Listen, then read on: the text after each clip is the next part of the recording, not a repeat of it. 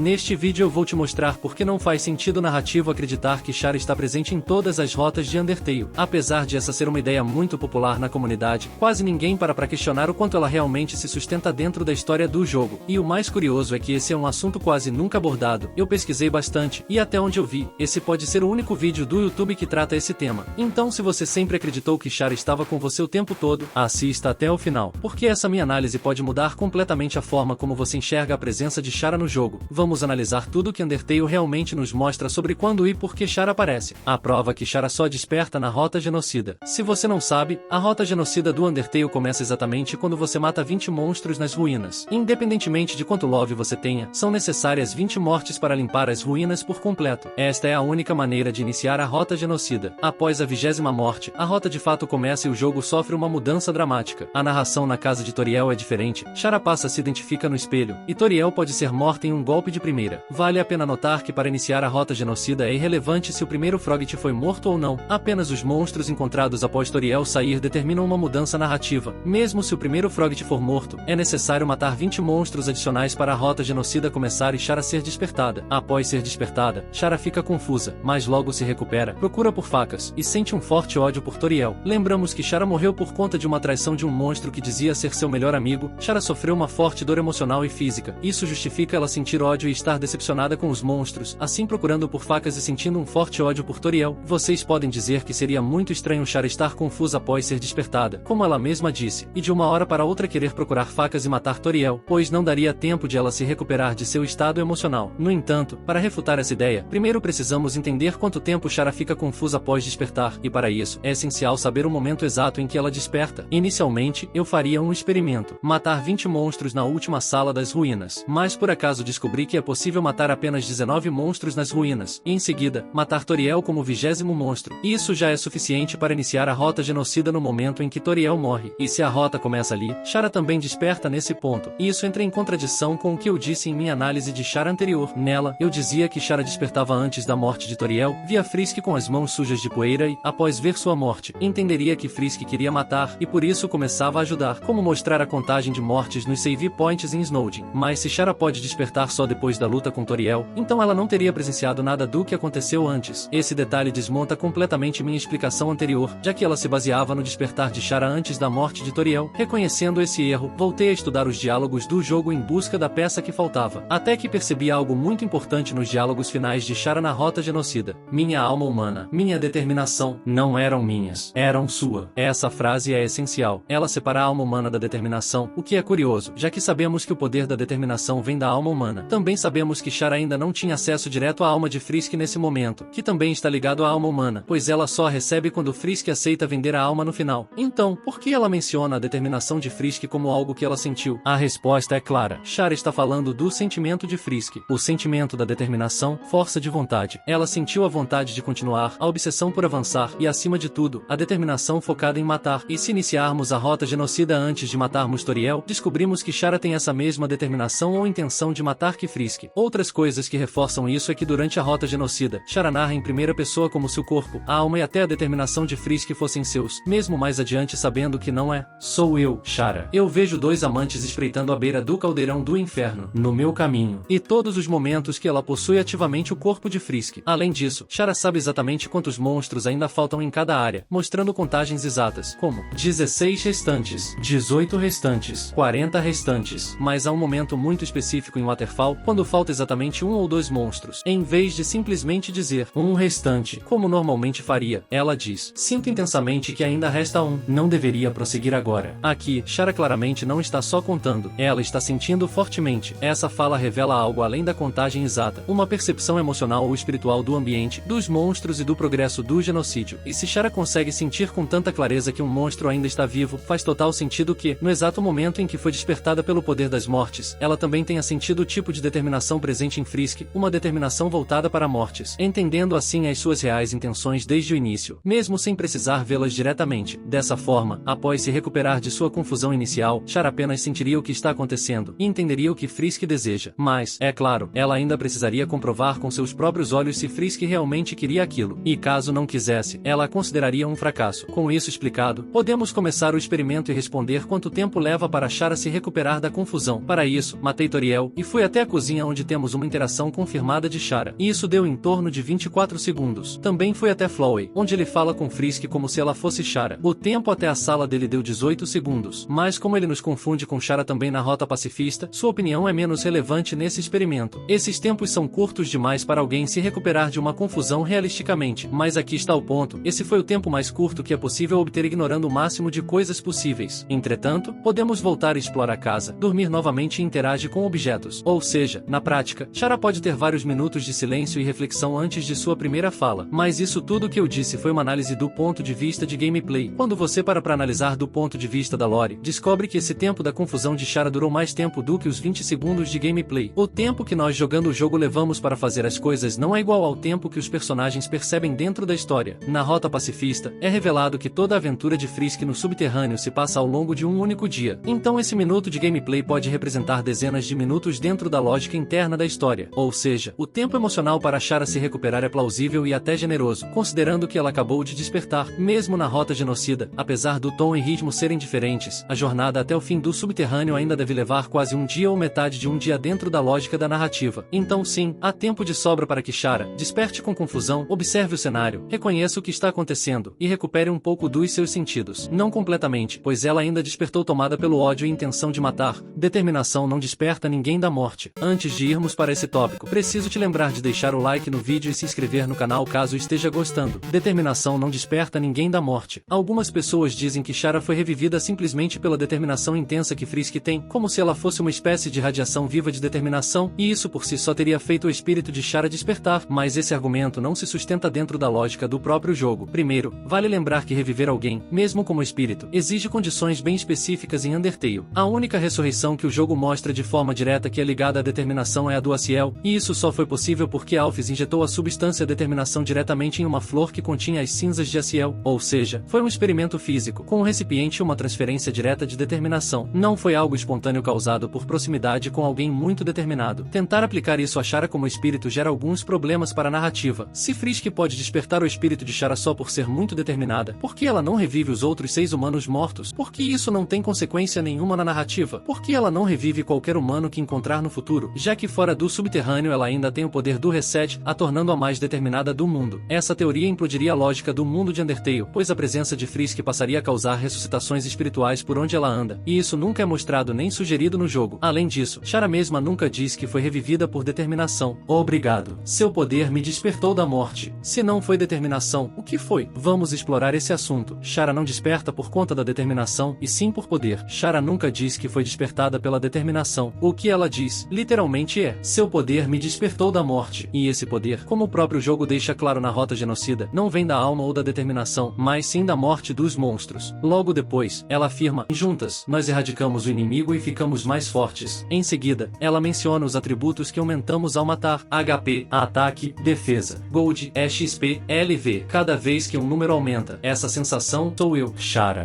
Mas aqui está o ponto crucial: Chara não desperta por termos XP alto, nem LV, nem Gold. Foi comprovado que mesmo com um altíssimo LV nas ruínas, ela não desperta. Você pode matar 19 monstros e obter o máximo de love possível naquele ponto, e ainda assim, Chara não aparece. Ela só desperta especificamente após matarmos 20 monstros nas ruínas. Ou seja, não são as consequências das mortes que a despertam, como o XP, Gold, LV ou os atributos aumentados, e sim o ato de matar em si. É o número de vidas tiradas que importa, não o quanto de força foi adquirido com isso. Reconheço também que alguns podem argumentar que Chara desperta pelo poder acumulado pelas mortes, ou seja, pelo love, e que os 20 monstros mortos seriam o gatilho final dessa progressão. Isso é possível sim, até acredito mais nessa possibilidade, mas o que o jogo nos mostra de forma objetiva é que foram exatamente as 20 mortes que a despertaram, e que isso não tem ligação direta com o LV, XP ou qualquer outro atributo numérico. É a matança em si que reativa sua consciência no jogo. Por mais que Chara tenha dito que foi o poder, o jogo mostra o contrário. Chara também diz: no começo, eu estava tão confusa. Por que fui trazida de volta à vida? Com a sua orientação, entendi o propósito da minha reencarnação. Poder. E antes disso, deixa claro, minha alma humana, minha determinação, não eram minhas, eram suas. Não há menção à alma de Frisk como causa de sua volta. Pelo contrário, ela diz que a alma e a determinação não eram dela, e sim de Frisk. Portanto, tentar dizer que ela voltou por determinação ignora o texto original. Se fosse por determinação, Chara teria despertado na rota pacifista. Motivo narrativo para Chara não despertar por DT. Se você parar para pensar com calma, não faz sentido Chara despertar por causa da determinação. Durante toda a construção da rota genocida, a narrativa não não gira em torno da determinação, e sim do poder. Cada ato que fazemos nessa rota é recompensado com HP, ataque, defesa, Gold,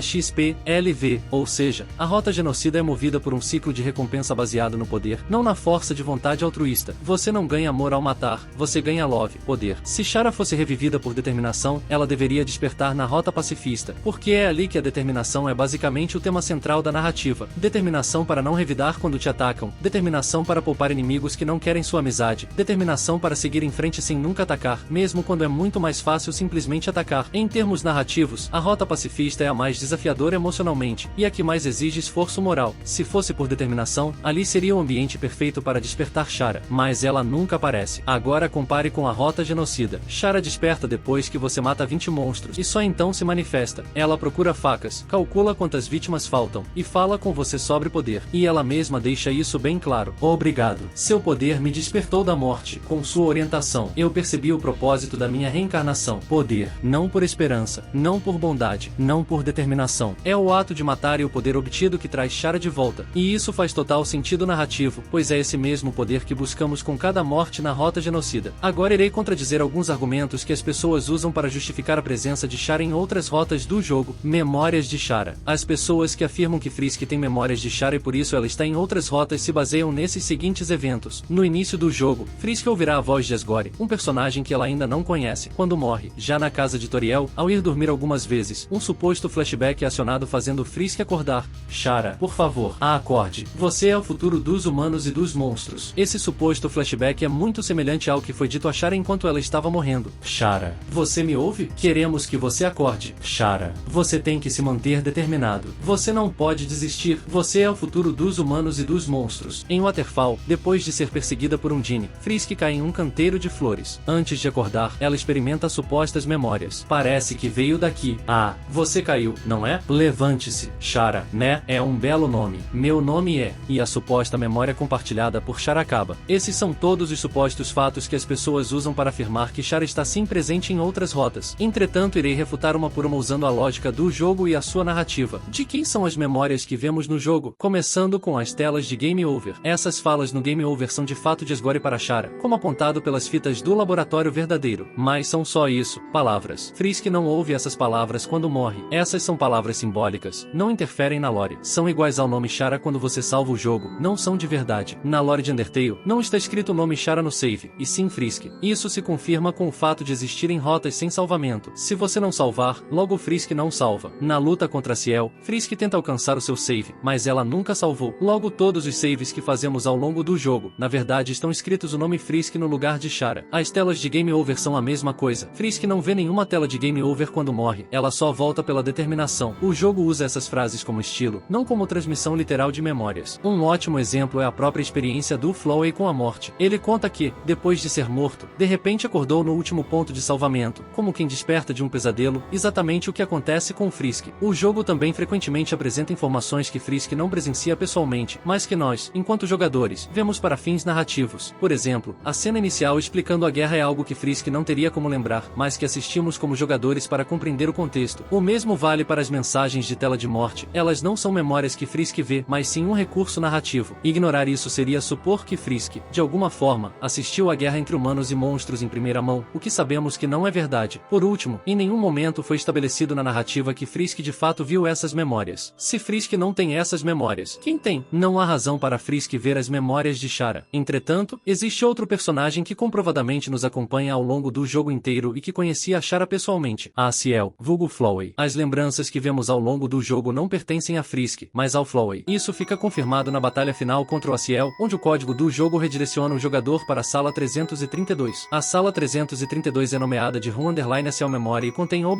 Ciel Panels. Essa é a sala no qual a sequência de memória do encontro entre Chara e a Ciel é reproduzida. Essa nomenclatura é a evidência de que a memória pertence a Ciel, vulgo Flowey, e não a Frisk. Outra coisa a ser acrescentada é que em todas as supostas memórias que Frisk teria sobre Chara, nenhuma delas Chara está sozinha para ser confirmado que de fato isso são memórias de Chara. E o mais curioso, em todas essas lembranças, a Ciel está presente nelas, desde a vez em que ela caiu no subterrâneo, até o momento de sua morte. E com esses fatos conseguimos explicar todas as lembranças que vemos sobre Chara. Flowey, que persegue Frisk durante toda a sua aventura no subterrâneo e em todas as rotas, sempre vai se lembrar de seu melhor amigo ao ver as situações semelhantes em que Frisk e Chara passaram. usaram, sem citar que elas têm a mesma altura e roupas parecidas. Flowey vê Frisk caindo em Waterfall e se lembra da primeira vez que encontrou Chara. Outro gatilho que despertaria essa memória em Flowey seria o fato de possivelmente Chara ter caído em Waterfall. Essa ideia é reforçada por vários elementos do próprio jogo. Primeiro, Waterfall é uma área enorme, com coisas antigas, e o jogo nunca mostra tudo. Assim como a Universidade de Hotland, citada nos diálogos do Despertador de Inverno, existem lugares mencionados que não aparecem na gameplay, o que deixa claro que nem todo o subterrâneo é explorado. Outro detalhe importante está na estátua da chuva em Waterfall, que toca uma versão do tema de Ciel quando colocamos um guarda-chuva sobre ela, a mesma música associada à lembrança de quando ele conheceu Chara pela primeira vez. Essa música, inclusive, é a resposta do puzzle do piano, o que reforça sua importância. Isso cria mais uma ligação simbólica e emocional entre Chara, Ciel e Waterfall. Também vale lembrar que os pilares mostrados na introdução do jogo, onde vemos Chara caída, são diferentes dos das ruínas ou de New Home. Eles estão desgastados, cobertos por mato, e têm uma estética mais natural, muito mais próxima de Waterfall. Inclusive, nos arquivos do jogo existem sprites inutilizados de pilares das ruínas cobertos por grama, o que sugere que Toby Fox poderia ter planejado que Chara caiu nas ruínas, mas mudou de ideia depois. Como esses arquivos não estão no jogo, não são canônicos. Se considerarmos que Chara caiu em Waterfall, tudo se encaixa e isso agrega mais um motivo para Flowey se lembrar de Chara ao ver ela caindo. Não é que a Ciel tenha literalmente visto Chara cair naquela época. O jogo não mostra isso, e é provável que ele apenas tenha encontrado Chara já caída. Porém, o ato de ver alguém caindo no mesmo local, Waterfall da mesma forma, é um gatilho visual e emocional forte o suficiente para despertar essa memória. Ou seja, o que ativa a lembrança não é o ato de ver a queda original, mas a semelhança entre as duas situações. Já se tentamos encaixar isso nas ruínas, a narrativa se complica. Fica difícil justificar porque a Ciel teria carregado o corpo de Chara por todo o subterrâneo, passando pelas ruínas, que na verdade se chamava Home na época, Snowdin, até Waterfall sem receber ajuda de ninguém e sem encontrar uma comida mágica para Chara comer e se curar. E não, Toriel não foi para as ruínas esperando que humanos caíssem lá porque sabia que Chara tinha caído lá, então outros humanos também poderiam cair. Ela foi porque se revoltou contra Asgore, levou o corpo de Chara para enterrar, e permaneceu ali. Por fim, é verdade que alguns monstros dizem que Chara caiu nas ruínas, mas esses mesmos monstros se contradizem em partes da história que eles contam, mostrando que eles não têm acesso à verdade completa. São suposições, e não é tudo fato. E considerando tudo isso, a ideia de que Chara caiu em Waterfall não só é possível, como é mais coerente com os elementos que o próprio jogo nos apresenta. Mas se você quiser acreditar que isso é aberto à interpretação, você pode. Por fim, nós jogadores, vemos essas memórias de Flowey da mesma forma que vemos as cenas na luta final contra Ciel e a introdução sobre a guerra, mas para Frisk, não acontece nada de fato. Flowey vê Frisk dormindo na casa confortável de Toriel e se lembrou dos momentos que Chara estava morrendo deitada numa cama, uma vez que essa é uma forte lembrança emocional e que Flowey é de fato o único personagem que te persegue desde o início das ruínas. Existem outros personagens que te perseguem durante o jogo, mas isso é assunto para outro vídeo. Despertamos Chara na introdução do jogo ao colocar nosso nome? Na introdução de Undertale, vemos um nome sendo animado na tela. Algumas pessoas interpretam que, ao colocarmos nosso nome no início, estamos na verdade chamando por Chara, e que a animação seria o símbolo de seu despertar. Essa ideia faria algum sentido em um nível simbólico ou meta, mas dentro da lore do jogo, ela não se sustenta. Sabemos que o nome inserido ali não é o nome do jogador, mas sim o nome do primeiro humano, Chara. E quem realmente chama por esse nome no enredo não somos nós, e sim Flowey. Durante a Rota Genocida, em New Home, Flowey pergunta: "Você ouviu eu chamando por você?" E no final da segunda Rota Genocida, quando Chara se apresenta, ela responde com: "Chara, o demônio que vem quando chamam pelo nome. Não importa quando, não importa onde, vez após vez, eu aparecerei." Muitos usam esse trecho como prova de que nós chamamos por Chara na introdução e que ela responde diretamente a esse chamado, mas essa leitura é simbólica, não literal. Dentro da narrativa do jogo, quem chamou por Chara foi Flowey, e essa fala de Chara é uma resposta direta a ele. Esse trecho também tem um tom sarcástico. Flowey acaba de ser morto por ela. Chara está zombando dele, repetindo suas palavras como quem diz: "Você me chamou, eu vim, e agora veja no que deu." E mais importante, Chara não renasce simplesmente por ser chamada pelo nome. Ela mesma explica que foi trazida de volta à vida pelo poder de Frisk, um poder conquistado após matar 20 monstros nas ruínas, local onde seu corpo está enterrado. Ou seja, Chara não desperta em qualquer lugar nem por qualquer motivo. O renascimento de Chara tem gatilhos específicos e definidos. 20 mortes especificamente nas ruínas. Não basta simplesmente chamar seu nome. Undertale nunca apresenta o conceito de nomes invocando espíritos como algo real ou funcional. Um detalhe que reforça essa interpretação está em Deltarune. Na introdução, vemos Toriel chamando o nome de Chris, e a animação do nome ocorre da mesma forma que em Undertale. Ou seja, a animação é um recurso visual, não um ritual de invocação. A diferença é que em Deltarune vemos quem chama, enquanto em Undertale só descobrimos quem fez o chamado muito mais tarde. Chara não se lembra do reset e nem das vezes que Frisk morreu. Sinto que também é importante citar que Chara não se lembra do reset. Isso é suportado pelo fato da existência da rota genocida abortada. Se você faz uma rota genocida, mas aborta ela em algum ponto do jogo, Chara não te acompanha nem te ajuda mais. Mas se você decidir voltar no save point e cancelar a sua rota genocida abortada, Chara continua te ajudando como se nada tivesse acontecido. Não há mudança nenhuma em Chara se você fizer isso. Isso só seria possível se Chara não soubesse o que você fez, que foi abortar uma rota genocida. Chara não saberia que você fez esse ato, que faz Chara te considerar uma falha se você fizer. Não haveria sentido em Chara simplesmente te ajudar de novo mesmo sabendo que você demonstrou não ser um ótimo parceiro. Ela não é um personagem idiota que seria enganada assim. Chara estava presente no final da rota pacifista? Vejo você mais tarde, Chara. Algumas pessoas argumentam que Chara estava sim presente no final da rota pacifista verdadeiro, por conta de Flowey está endereçando sua fala a ela, mas essa interpretação não se sustenta quando analisamos o contexto. Primeiro, precisamos lembrar onde a Ciel, agora Flowey, estava antes do final do jogo. Ele disse que ficaria cuidando das flores douradas, no início do jogo, e sabemos que é ali que o corpo de Chara está enterrado. Por isso, é bem provável que essa última cena escura se passe nesse mesmo local, com a Ciel já em sua forma de flor, mas alguns podem dizer que essa cena se passa no mesmo local em que Flowey aparece em todos os finais neutros. Entretanto, é importante entender que essas cenas escuras não têm um local fixo definido. Em vários finais neutros do jogo, Flowey aparece fora da barreira, após Frisk ter saído do subterrâneo. Ele sempre fala com Frisk em algum lugar da superfície, mas o jogo nunca especifica onde estão, pode ser qualquer lugar da superfície. Além disso, após derrotarmos e poupamos Flowey na rota pacifista, ele foge. Não sabemos para onde ele vai, mas sabemos que ele não volta para o subterrâneo, pois continua aparecendo em finais posteriores da rota neutra. Frisk, nesse momento, já está fora do subterrâneo, e mesmo assim, Flowey a segue para falar com ela. Unindo essas informações, o mais provável é que, nessa cena final, Flowey esteja mesmo no canteiro de flores douradas onde o corpo de Chara está enterrado. Sendo assim, nesse momento Flowey estaria falando com ninguém. Não tem Chara nenhuma ali. O interessante é que este não seria o primeiro momento em que Flowey tentou falar com Chara. Na época do lançamento de Undertale, a conta do Undertale publicou mensagens mostrando Flowey dizendo coisas direcionadas a alguém que agora sabemos ser Chara. Embora esse cumprimento de Flowey com Chara não aconteça quando jogamos, o contexto e a referência por Flowey na rota genocida indicam que aconteceu antes até de Frisk cair. Você ouviu eu chamando você? Isso significa que Flowey estava fingindo conversar com Chara. Flowey não estaria olhando ou mesmo ouvindo ninguém neste momento, mas age como se estivesse. Isso seria apenas uma das muitas coisas estranhas e comportamentos delirantes e carentes que a Ciel exibiu como uma flor desequilibrada que desejava desesperadamente ver sua antiga amiga novamente. Então, com isso como um precedente, o diálogo de Flowey no final do Pacifista tem a explicação mais apoiada de ele mais uma vez fingir conversar com Chara, enquanto na realidade está falando com ninguém. Outro momento em que Flowey aparenta falar sozinho, onde ele não estaria vendo ou mesmo ouvindo alguém, mas agiu como se estivesse, foi nos diálogos do Despertador de Inverno de Undertale. Durante seus diálogos, não parece haver o mínimo indício que haja alguém ali com Flowey. E uma vez que a Ciel disse que ficaria para cuidar das flores, é provável que Flowey tenha voltado para o subterrâneo após o final da festa que ele estava participando. Que festa? Veja o vídeo que vai aparecer no final para descobrir. Não é algo fora do normal uma pessoa conversar com o túmulo de seu parente morto. E como temos mais de um precedente, é bem plausível que ele esteja falando sozinho no túmulo de Chara. Pensando assim, acredito com tranquilidade que ele estava falando sozinho, não com Chara, muito menos com o player. Também podemos deduzir que Frisk não está ali, ela está ou com os monstros ou fazendo outras coisas. Não há motivos para ela voltar para o subterrâneo só para ouvir essas conversas do Flowey. Por todos esses motivos, fica difícil acreditar que Chara está realmente presente em todas as rotas de Undertale.